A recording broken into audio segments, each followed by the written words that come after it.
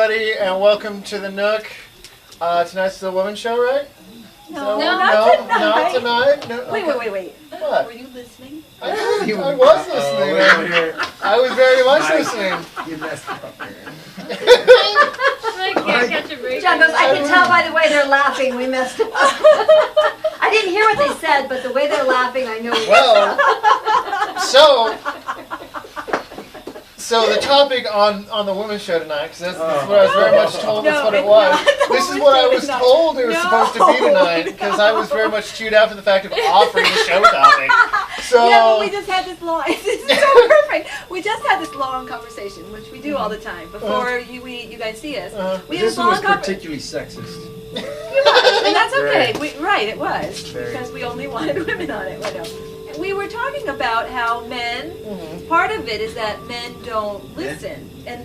Exactly. Sorry, what was that? Exactly, men don't listen, and that we didn't want to have all the women of the Nook show, not yet, until we had more women, right? More and women then of of the course, then you just ignored it. no, that was a And joke. no, It was a joke.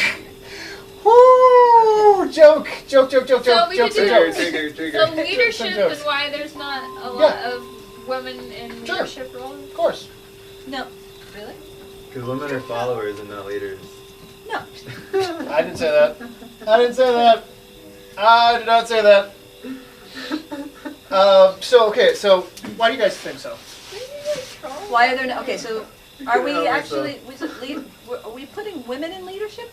In Well, this? why? Yeah. Well, why Why? isn't that? Why do you think that's? Why? Okay. If No.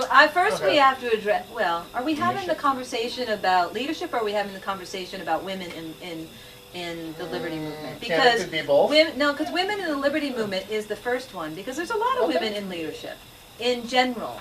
Okay, But because there's right. not a lot of women in the freedom movement, there's not a lot of women in leadership. Right. So that's the Okay. crux of that problem. Okay. Why there aren't a lot of women in leadership in the freedom movement, because there's not a lot of women in Because the there's freedom not. movement. So I don't think that's, to me, we're talking That's about true. leadership. Is it really a women's question, or is it just a question about leadership and in general? Well, what do you think what would your definition of leadership be then? Maybe we should just do leadership then, because there aren't a lot of women. No, in there that. just aren't. I mean, there's just the probability of having leaders. Well, Should we start over? No, there's no do-overs. There's no do-overs. There's no do-overs. It's not that sort of show. Yes, I could. I could just cut it right here. You could, but then why? If you don't watch But this, then I why? have cut it totally out. But then why? I won't cut it out. I promise. This is the fun. See, No, this is where perfect. the fun is. It This is where the fun exactly. So, are we doing it on leadership? is. I Women think. leadership. I mean, what was the reason? Oh, wait. There is none. There is none. Okay, so There is. There's actually a lot of. Just look at Hillary Clinton. Why not? Yeah. I mean, there's Well, you actually definitely like don't have any women leadership from Hillary Clinton, I'll tell you that Yeah, much. there's If you want that. to go straight to hell, then you'll get there real quick, let me tell you. But there's actually a lot of women, I think, in the liberty movement that I have a lot of respect for, and I think actually do a lot. It's just that they, You just don't hear tonight. yeah, they're not here tonight. A lot of them don't live in the area actually, so that would be another problem. I've always had a lot of respect for Alma. I've always had a lot of respect for Kat Bleish. Those two for sure. You get a hand down there? Yeah. Get out of that hole? What's going on? You're down in a hole. Oh, no. But I've always had a lot of respect for those two, for sure. That's true. I Um, think of Angela Keaton. She's Angela really Keaton, the for only sure. person that pops out to me that Well- takes the speaker role. yeah, if you're talking about like a speaker, yeah, what would right. leader be? What's the definition? I'm of leader? thinking of people that are speaking to other Does people a leader trying need to a podium? spread it. Is that what that's I don't hopefully know. that's not the definition we're going for. I Is think it? the leader needs a vision. Okay. Yeah, somebody Yeah. who has a vision. And almost, and Catherine, yeah. Yeah.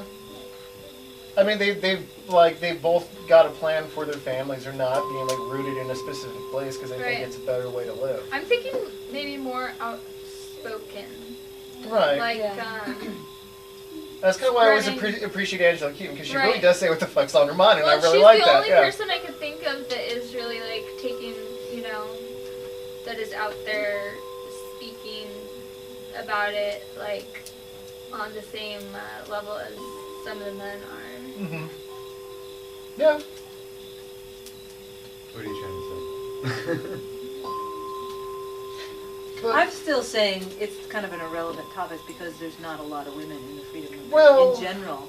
And so, and I think some of the atmosphere for women is not conducive for them to be even part of it because it's just not conducive. Right, and I've got my thoughts on that. Something I've noticed because kind of being involved in like two different kind of communities that overlap a little bit is that there are definitely very few women involved in the Libertarian Party specifically.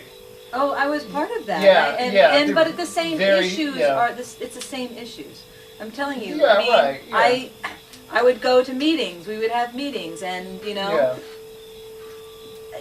somebody could talk for 15 minutes on a topic. And nobody would say anything. Nobody would interrupt them. Nobody would do anything, and the conversation would be listened to. And then I would talk, or some other woman would talk, and we'd be cut off. It's like, and this is multiple people would. It's in leadership. And when I was in it, it was like that. It was not conducive for women to bring up ideas or to even be heard. So, and I don't know why. I don't know why that was, but I experienced it personally, and I saw other women experience it too. Like if I'm gonna generalize like the freedom movement, it's very like got that black and white feeling, like no gray area.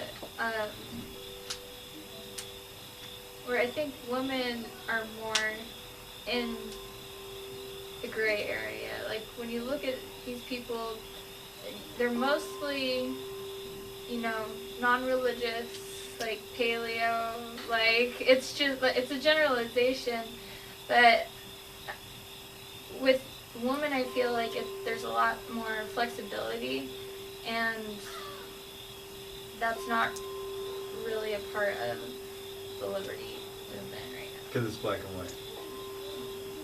It has more people, more like-minded people who are black and white. Right.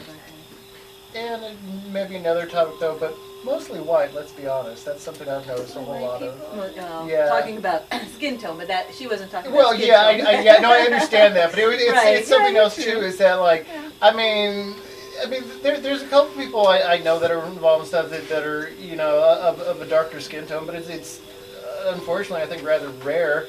That one I'm still trying to explain myself. I'm not sure why that is. I just don't know. Maybe it's just certain communities are raised with a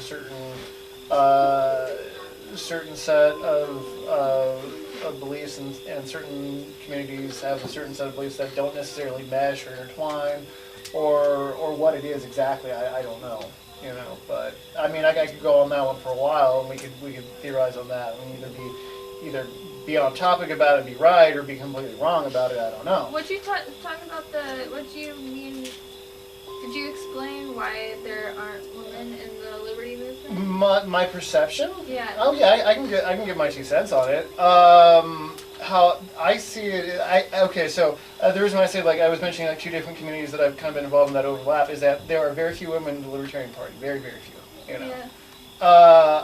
And I think that's because that political mindset, because it's politics, there's much more of a domineering tone, because remember, government is about dominance, That's right? Kind of So sometimes that tends to be a more masculine character trait. Yeah. Is a dominance thing, not necessarily, because I mean some people, but No, even with Republicans and Democrats, it's probably more men than women. You know what? You want to know the really wild thing is that as much as and I haven't been to a whole lot of meetings that like I went to like the Escondido Democratic Club a couple times, and I was still surprised that it was still mostly men there. Right. I was really surprised. You'd think like, oh well, Democratic Party is kind of advertised as being more like woman friendly, and I was still sitting there. I'm like, really isn't a whole lot of women here either. Like I was kind of surprised. It's just the politics. Yeah. But in when it comes to like kind of like anarchist group around here, there's a lot more women as a percentage of like the population than there is with like the Libertarian Party, and I always thought that was very interesting. And I think it's because it's not a political thing; it's more about community. Right. And like kind of like you guys were talking about the shows that women are much more communicate a lot better. Thoughts, emotions, sort of things like that. Where I guess if we're talking about like caveman analogies, like I guess the guys are over there like sharpening obsidian or something like that, while you guys are, trying to make sure how to solve maybe something more complex of a problem. I don't know. Or maybe I'm generalizing, I don't know. Yeah. To speak to Chelsea's perception of black and white versus flexible, and unconditioning of the mind. Basically, more men were more rigid or structured with their thoughts. Right, and women are a little bit more integrated. I didn't really say it. Well, what I was thinking at the time was about the nurturing aspect of women is usually a more forward and upfront expression than that in men. And so I feel like maybe that's not the case, but maybe this strong nurturing aspect present within many women has them wrestling with issues that That's true. Who's going to take care of everybody? Right. Yeah. And even if they may not be fundamentally liberal of thought, they may be identify more conservative, but they can still potentially feel up close and personal to things like WIC and these other programs, right? That they see as a net benefit. Without government. Right. So that kind of like is a one barrier. So and that can impact them whether they identify a blue or red, left or right, whatever you call it. And then another aspect is that, of course, not all, this is a blanket statement, but it's seen throughout the mammalian community, and the females of the various species tend to be hypergamous. That is, they're breeding to ensure that their offspring are better off, right? So they're picking mates that are up in status or station. They're trying to. That's the natural. That's a dynamic that's highly present globally. So you could look at a lot of libertarian males as not exactly the guys that work at Fortune 500 companies. There's certainly some entrepreneurial libertarians, certainly, but they're not involved in the party. Yeah, a lot of them aren't as. There's a lot of libertarians out there that aren't involved in the party. Well, or also just aren't like, climbing, so maybe are less concerned for it. I mean, it's therefore they're more, especially in the anarchist community. I know a lot of libertarians and some anarchists that are climbing the ladder, that are in corporate, that are they are, and they're everywhere. It's just they're not involved in the parties, they're not involved in something like this, but they're libertarians. They see the systems, they see, and they're playing in it. They've chosen to play in it, and well, and there's not a lot of, because it is a political thing. I think that's why more men are brought into it and not, women instead. But I think John too has a good point about, and it kind of goes with the black and white part of it, of men seeing something straightforward and women looking at the whole thing. Yeah, holistic. The holistic, looking at who's going to take care. They can't see the vision of a voluntarist type of world. They don't see that.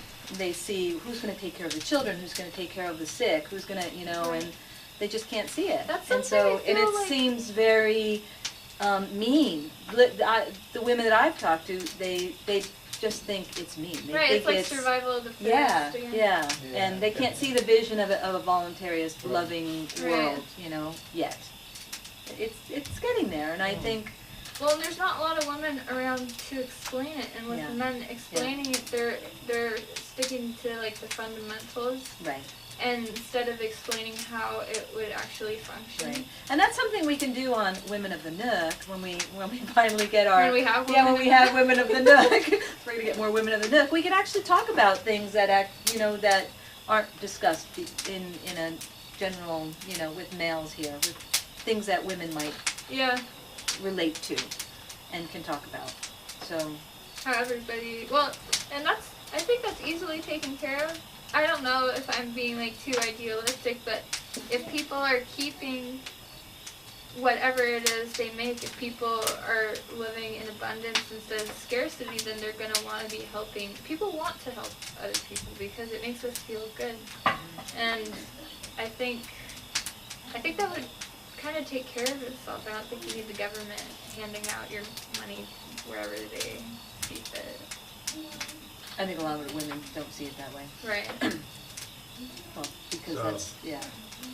The reason I think perhaps why I was being so grossly ill-humored at the beginning of this show was because I feel like... What was it? What were you ill-humored saying You don't want to know. It's just saying being a that, joker.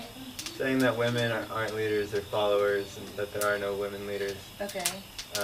Was because I think the whole notion, to a degree, of leadership in general is kind of like grossly missed in and of itself. So like I wasn't like downing women, I was actually kind of like, it's a backdoor compliment kind of, because the very notion of like leadership I think is kind of like, again, misunderstood in a negative manner. Like, at least for me, my general rule is like the people who I would quote want to follow or whatever, imitate, like have to be like already pretty much, for the most part, dead and gone. Because that way, like, you know, you're not following them like to the absence of your own path. Right. So, yeah, I think leaders, you know, I mean, what is a leader? What is a leader? Exactly. I mean, I'm just trying to draw out the yeah. question of what leadership is Yeah. more broadly in the first place. And that I think, wait, just to answer it real quick, just to touch on it before I forget it, because I'm prone to such things. I think to be a good leader, paradoxically enough, you have to know what it means to follow. Being, okay, I guess this would involve empathy to a certain point, is to put yourself in another person's shoes as to what would somebody think about me coming up with this decision and having it be, you know, put into practice, maybe? Yeah, yeah. Okay. That's one way of terming it. Also, like, you know, like following the truth. Because like a good leader, like if they don't follow the truth, then they're not someone you want to have anyone, you know, lead behind them, so to speak.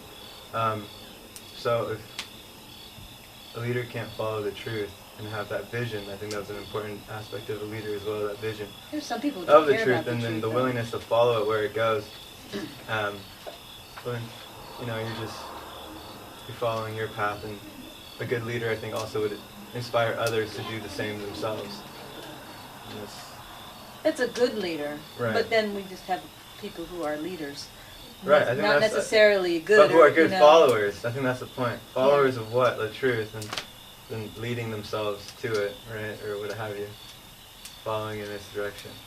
And if each person did that themselves, I think, you know, then you wouldn't have the psychopathy of the state infecting people's psyches necessarily So so is prevalently. leadership the problem? People looking It's for poor leaders, leadership. or Yeah. people Yeah, aspiring external to be leaders. a leader? The Following system externally. has got us to such a state of insecurity, low self-esteem, and a general lack of self-worth, so to speak, that they outsource everything. When we were talking earlier, you know, outsource your morals to the church, and that's the Your generic education to the schools, meaning of it, right, but yeah. outsource your education to schools, outsource your thinking to the news. You know, everything is outsourced. And very, you know, that doesn't appear to be the trend. That I do think it's reversing, but I would say that I'd say the preponderance of the masses aren't necessarily processing that information in and of themselves. It's a program on their brain, a software that they're just jump, and not because it actually comes forth from actual contemplation. It's another aspect of alienation. Sorry. No, I think leadership sometimes comes from somebody who's very passionate about something, and then other people are aligned with that passion, and then they go and do things together, and that creates an energy. It's an energy around a person and their ideas. And there's a difference between like a leader and a ruler. Yeah. And there's a difference between liking somebody's ideas. I think we were just talking about this in a stream we were doing, and then liking the personality. Right. You know. But the thing is, when you have a leader, people will follow that person because it's his thoughts are embodied in his mouth, in his body, you know, or her body. And so you follow a person, whether it's, you know, YouTube or Facebook or whatever, and you follow that person. You follow their ideas until they, you know, until they start saying some wacky shit, and then you're like, yo. Well, yeah. Knock them off their pedestal, you know. But that's, you know, so because leaders come as human beings, and they're infallible, you know, not infallible. So try not to change the subject here, but this was a question that kind of formulated in my head while you guys were talking.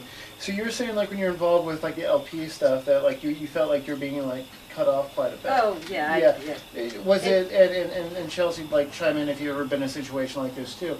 I mean, did you guys feel that like you were that you were intimidated exactly? That it was like you felt uncomfortable to talk, or did you just feel that it was like men talk louder and they're more aggressive with their tone sometimes, so. Okay. And women can be more soft-spoken. And honestly, sometimes maybe it depends on the group, but like I said, there probably is a bias.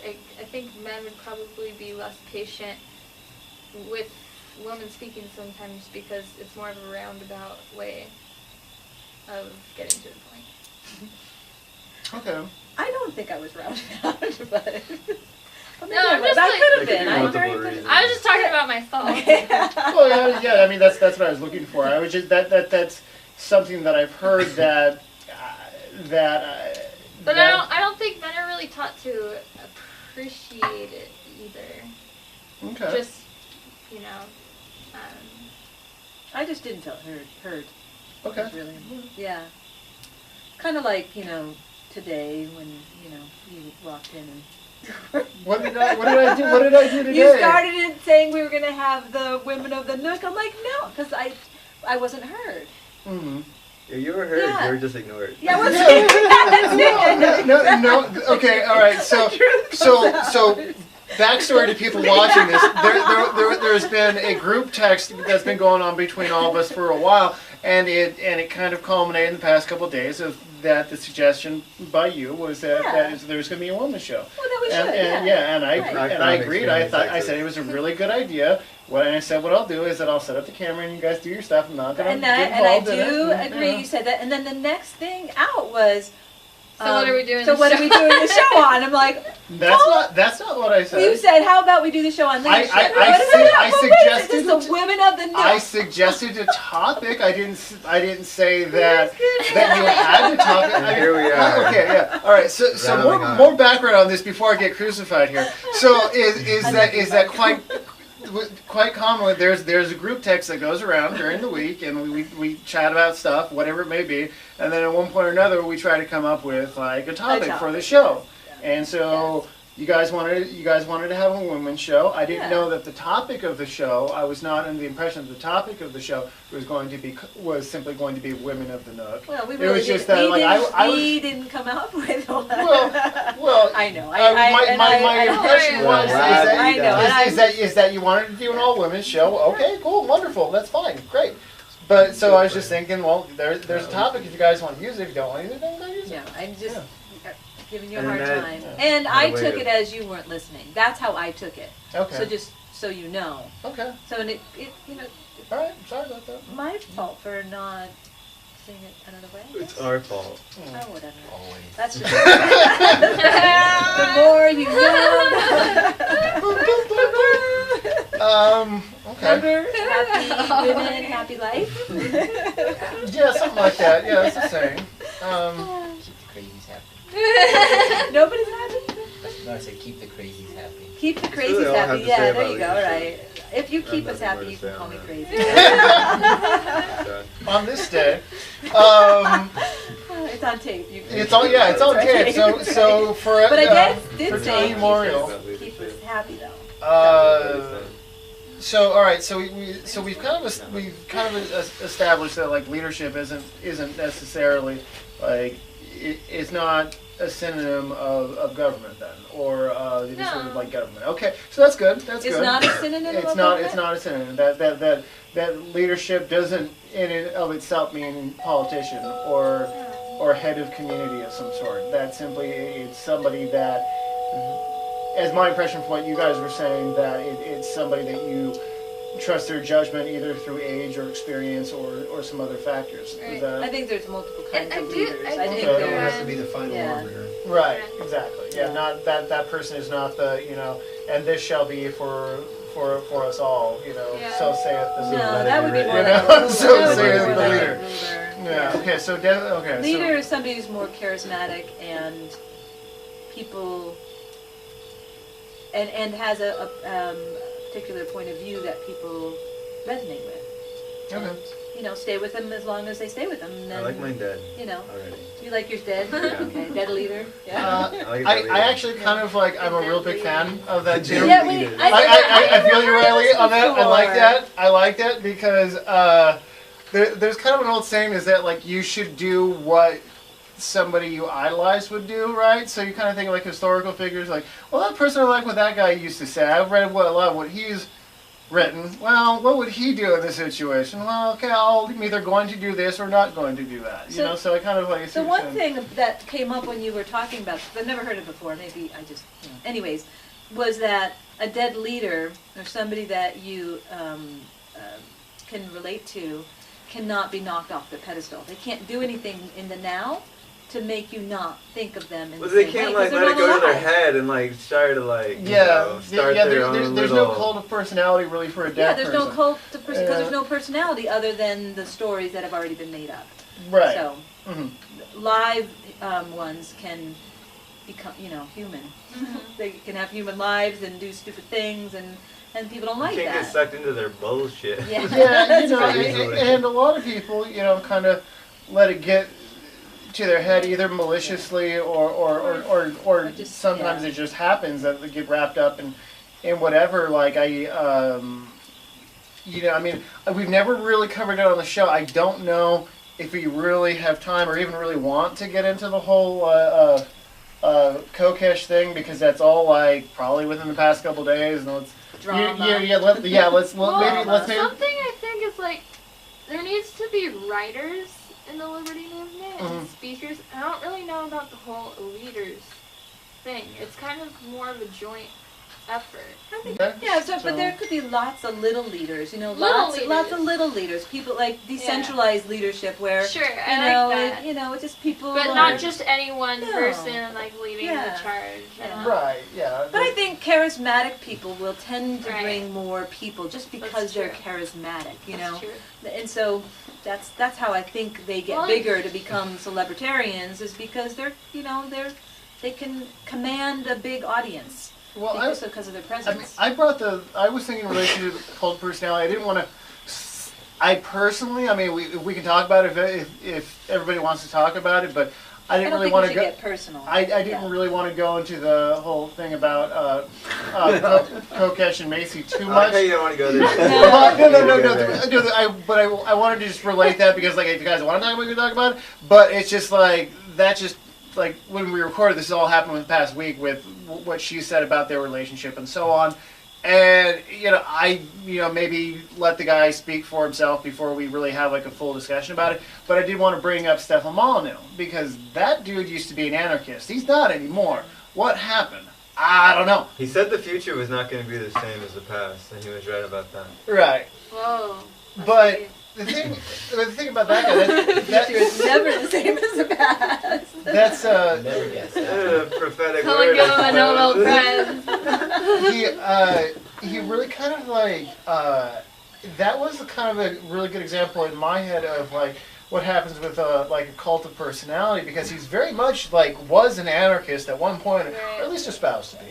And then as things went on, he kind of started to do these videos where he's like, well, this and this and that. I think as people get older, sometimes maybe they become, they Yeah. see that the anarchy maybe is not going to go anywhere. He had a kid. That was actually the big difference. He Really? was- well, Herbert yeah. Spencer too, Yeah. like that's an example. You can't beat them. They just get so like depressed about the whole Maybe, thing that I think yeah. they try to switch it up sometimes. But I remember like seeing things on like comments on YouTube or Facebook or something like that where, you know, he would say something that blatantly doesn't really, you know, mesh very well with the very generalized term that we might call anarchism, right? And people would still be kind of like defending him and be like, well, yeah, but no, and this and that. And you'd be like, well, but clearly what he just said, you know, but because that was the guy that introduced them to the idea of anarchism or voluntarism. They didn't want to, like, you know, kind of admit that the person that had taught them something was wrong. so would that's not is that leadership though, or is that just blind following? Well, see, that's the the thing. problem is, with I don't leadership. know. That it Is can it- always, you know, become that potentially. I mean, I don't know, dude. Like, I don't know. But anyway, so I was gonna say something. Or ask something. Does Molyneux claim to still be an anarchist? No, he doesn't. Oh, really he say it doesn't? anymore. Oh, okay. I don't think there's like a quote of him anywhere saying I am not an anarchist. There may be, but I haven't heard it. But Is he there just one doesn't. saying he's something else? Yeah, fair. But when you are like more or less telling people to vote for Trump and saying that Trump's such a great guy, so on and so forth, at one point or another, you kind of go, I think he's just doing it just. I think he's just trolling. I think he's a big troll these days. I don't I know. don't think so. I think he honestly believes what he's saying. It could be. Yeah. He could be a Christopher Hitchens. He's just pouring his intellect out now, right? Yeah, And there's some definite argument to that. You know, Yeah. Hitchens was definitely a brilliant dude. Agree or disagree with his positions, but towards the end, it just seemed to me like he was just pouring his shit out for big oil in the establishment. Right. Yeah. Right. And fuck it. Listen, we paid for this shit. Yeah, dude. That's what a lot of people have said about him because you know it was essentially like living off of donations from people for his books or speaking engagements, things like that. That, I mean, I don't know the guy. There's people like loosely associated with his group that do know him, and you know. And he seems to have like removed those people from his contact, you know, is it like he doesn't really talk to them anymore? Oh. Yeah, but yeah. That's very like Molyneux-esque. yeah. isn't it? So the thing is that what a lot of people said is that maybe he's just like appealing more to that right conservative mindset because he's hoping he's going to get more donations. Money. Right. I don't know. You know, which at one point is, I think, in my view, that's the dictionary definition of a sellout. You know, you're just all like, oh, well, I'm pretty sure I'll make more money if I do this. Sure, I've been espousing something completely different for the past 5 Well, years, that's the but thing about leadership. Yeah. That's the crux of it. It's like, fuck that. They gotta be dead already. Well, I can't think of any in the like anarchy freedom movement who I resonate with very well, to be honest, because I feel like So. they're mostly men and they're mostly angry and condescending. Sorry about my condescendingness, by the way. I think, you know, I mean, but were you referring to like I think you mentioned Larkin Rose in associating with like kind I'm of thinking like, like Larkin Rose, Adam, and Stephen Stefan. right, you know, and I think with I mean. I haven't listened to Larkin Rose as much. Yeah, and I like I'll give Larkin Rose a pretty big pass because I think when he did a lot of his earlier videos, it was like not too long after he got out of prison, you know, and you know, yeah, and I would, you know, I mean, my very limited experience with that sort of world was like I was in a you know a damn holding cell for 18 hours, Oh, and wow. I was pissed off for like a week. Yeah. That was just bad. That was 18 hours. Yeah, He was in there for, I don't know, I think like 6 months or something like that. Larkin Rose, I think. you Yes. serious? Yeah, this was a couple years back. Wow, I yeah, didn't know that. tax evasion, blah blah Wow. blah, whatever bullshit they came up with. I don't know. Something. You owe us money because we say so. So saith. You know. That's a good point. Yeah. Get out of that. I'm going to make a difference. Fuck this thing. You know? Yeah. I Yeah. guess so. Well, yeah. and sometimes that's the right kind of energy because Yeah. it gets people motivated. About it. Yeah. And, Leadership. Yeah, well, we found out when we were in the Libertarian Party that that's what got people to become libertarians, was that breaking point when something happened to them. Right. Then they like, fuck it, I'm just gonna, be a libertarian. Yeah. Right. So, Yeah. but I don't know if But there's that really only takes any. those kinds of people there too. Some, people who are just open-minded, not angry, like ready to listen to a better idea than what they've been listening to before. I think it misses the opportunity with them sometimes, just because it is so aggressive and angry. It's actually because people have been pushed to, and that's the ones that are there. Yeah, that's honestly right. Yeah, it's so true. That's what that's too, right? You go to like a new libertarian. Yeah. There's a bunch of new libertarians, and probably they're animated and passionate about because some they just injustice, got fucked. right? They yeah. just got fucked. It just happened the other day. No, I didn't Yeah. even think of that. Yeah, and then women come along and like, whoa, Right. Like, And I didn't have shit, a bad yeah. experience. I just started listening to something that made sense. yeah. See, And then every yeah, it's time I like- had to deal with cops, I was Yeah, like, it's- oh, I just got fucked. They got me, damn it. Then I felt that way. Yeah. But mostly it was the ideas. And I listened to, who is it? Jay Snelson with the V50 lectures.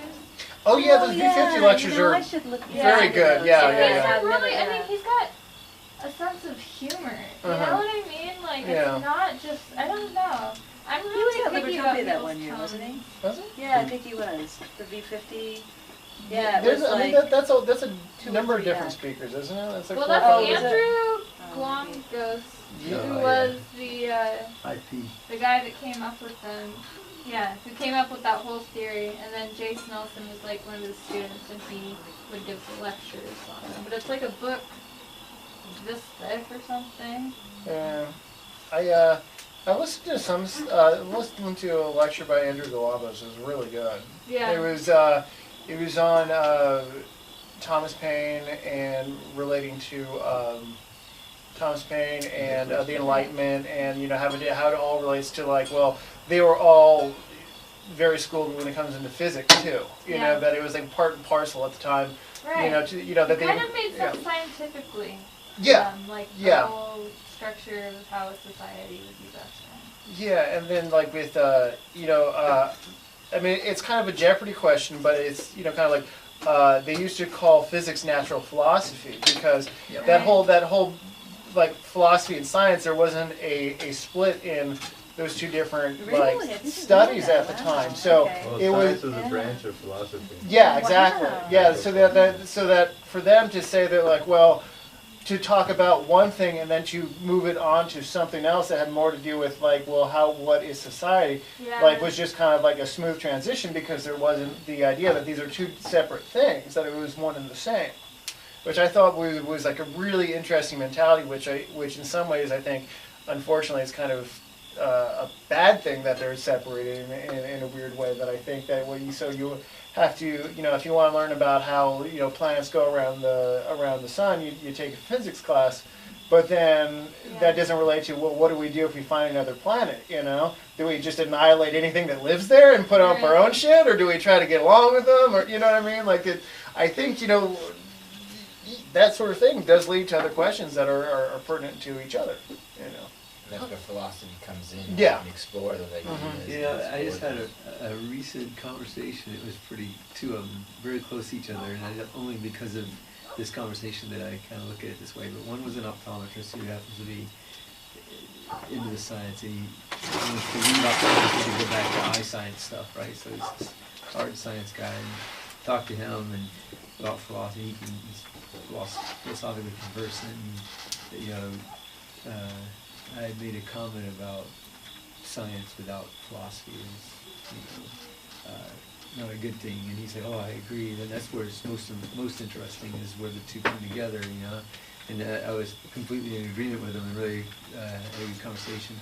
And it wasn't, but a week or two later, that I had a conversation with a psychology professor, and there was a pastor present, and I had mentioned that science without philosophy is dangerous. And he's like, good God, no, we don't need any philosophers in there. We'll never get anywhere. You know? So they were starkly different in their perception. Which one was that? Lead off right now. But no, not who, but the pastor or the, what was the other one? a scientist. He's a psychology scientist. He's a Psychology. scientist, brain science. Yeah. And he was saying no philosophy. Yeah, and right. They will never get anywhere. Yeah. Maybe that wouldn't be such a bad thing. Exactly. Yeah, I still remember a line from a video game that's always stuck well with me when it comes to technology. It was, I think it was Assassin's Creed Revelations.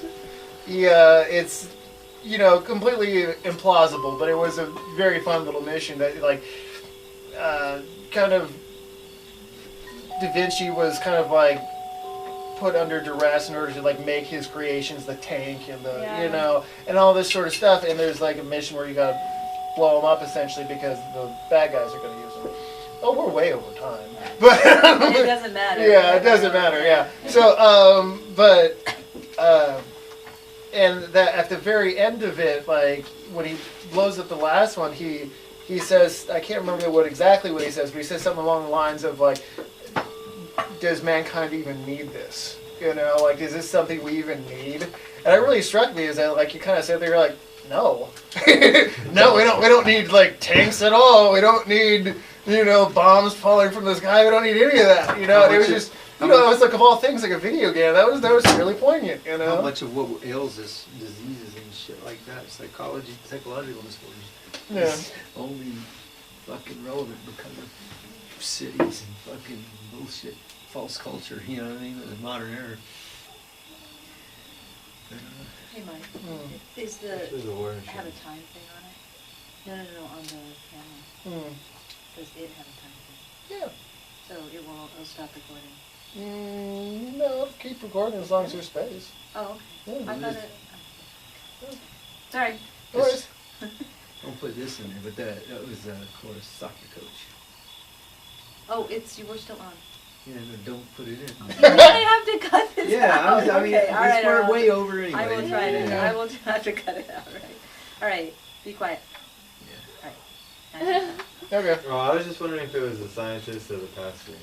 Not necessarily the good, yeah. That's funny though. I mean, yeah, I mean, science is great and all. It's just it goes back to that question of, you know, the tank. Like, do we really need that? Like, let's have like a serious discussion and find out the depths of the implications of, you know, the newest scientific discoveries and implementations and, you know, inventions or what have you.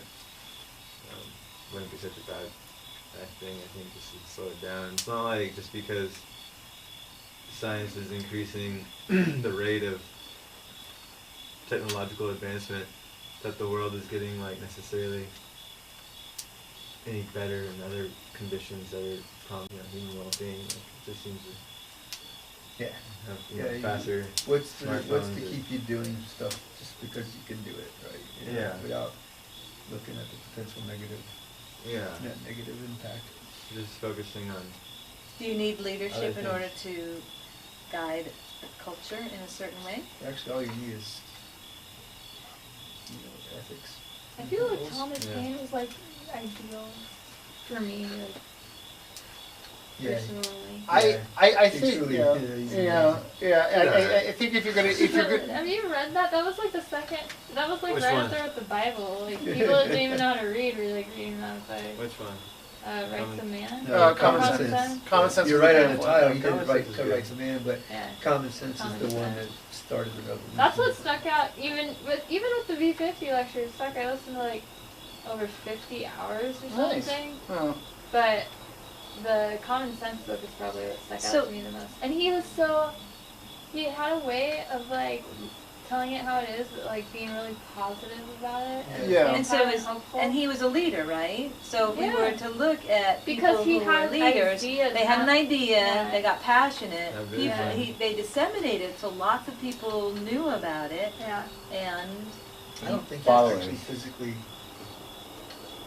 led it. Talking, no, it was just- it was a book. It was a Inspired. book. Or a number Right. number of Inspired, books. right. Yeah. I think Sure, a someone leader can inspires you to do inspire, that. yes. Yeah. To me, No, that is I like- agree, but That's why I prefer writing instead. I didn't want to like go this route, but like from the military perspective, leadership actually means you're convincing. Doing something. Yeah, you're Yeah. convincing Yeah. people to do something under Right. adverse conditions Right. that they wouldn't otherwise Otherwise fucking do. do, Right. right? Yeah. And so Does there's a anybody need difference between anything? just inspiring people I'm good. and actually, Motivating. yeah, moving them, right? Yeah, Water? moving them to action. Right. You know what Yeah. I'm saying? You can Yeah. be inspired without being moved Oh, to yeah, yeah. action, right? Yeah. So, I think Not to take anything away from pain, because I love pain. well, but he did move people to action, though. Yeah. he did by Yeah, inspiration. I mean, and that's what. Yeah, I mean, if nobody had done anything, his name would be nothing. Well, So the very sad thing, not to interrupt because we No. talked about that earlier, but the very sad thing is that most people have no idea who that is, and not only not who he is, but the influence that. I've said it time and time again. I gave a talk about Thomas Paine, like down at the supper club one time for didn't do the best job at it, but I tried. Without Thomas Paine, there would be no American Revolution. I can say that like emphatically. But he was important then. He was a leader of the time. Yeah. I mean, I think kind of the crux of this conversation is that leaders will come and they will go, and they will come and they will go, and generations to come may not know the leaders of then. But maybe that's okay, Yeah. Maybe it's okay that they don't know Thomas Paine. He did a lot. He